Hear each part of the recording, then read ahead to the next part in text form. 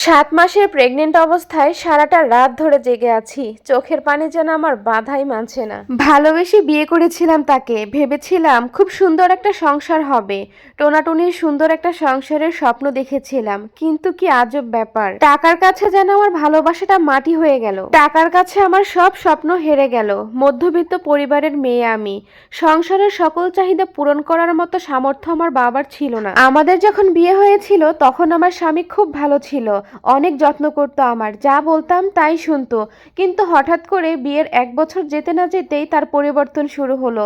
আমার সঙ্গে ঠিকমতো কথা বলতো না, রাতে ঠিকমতো বাসায় ফিরতো না। এর কয়েকদিনের মধ্যেই আমি জানতে পারি আমার সঙ্গে সম্পর্ক থাকা অবস্থায় আমার স্বামী অন্য মেয়ের সঙ্গে পরকীয়া করত। ওই মেয়েটার ভাই লন্ডনে থাকতো।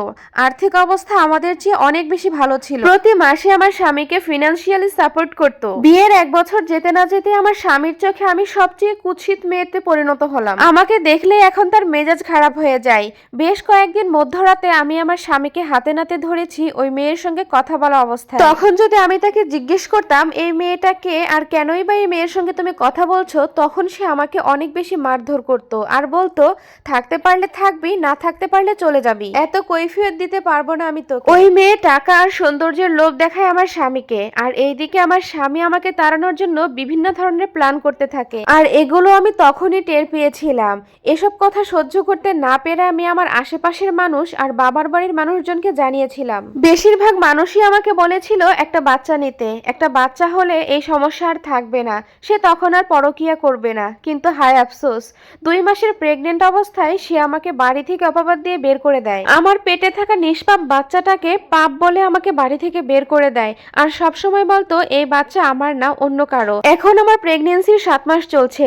এই 7 মাসে সে কখনোই আমার কোনো খোঁজ খবর নেয়নি।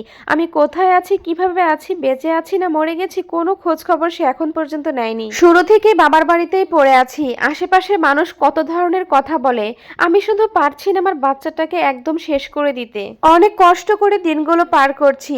একটা সময় অনেক খারাপ লাগতো, কিন্তু কাউকে কিছু বলতে পারতাম না।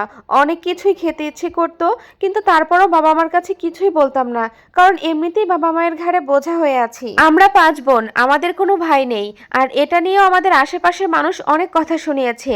আমার বাবা মা আমাকে অনেক কষ্ট করে বিয়ে দিয়েছে। আমাকে বিয়ে দেওয়ার সময় আমার শ্বশুরবাড়ির মানুষজনের অনেক বড় বড় ডিমান্ড ছিল, আর সেগুলো পূরণ করতে গিয়ে আমার বাবা আর্থিকভাবে অনেক বেশি ক্ষতিগ্রস্ত হয়েছিল। জানো আপু, বিয়ের সময় টাকা পয়সার দিকে একদমই তাকাইনি। অনেক টাকা খরচ করে আমার বাবা মা আমাকে বিয়ে দিয়েছিল, কিন্তু তারপরেও যেন স্বামীর ঘরে একটু সুখে থাকতে পারি। কিন্তু হায় আফসোস, দেখো না এখন আমার অবস্থা। যে মেয়েটার সঙ্গে আমার স্বামী পরকীয়া করে, ওই মেয়েটার নাম্বার আমি অনেক কষ্টে জোগাড় করেছিলাম। ফোন দিয়ে তাকে বলেছিলাম, বোন রে, আমার সংসারটা তুমি প্লিজ ভেঙে দিও না। তুমিও একটা মেয়ে, আমিও একটা মেয়ে।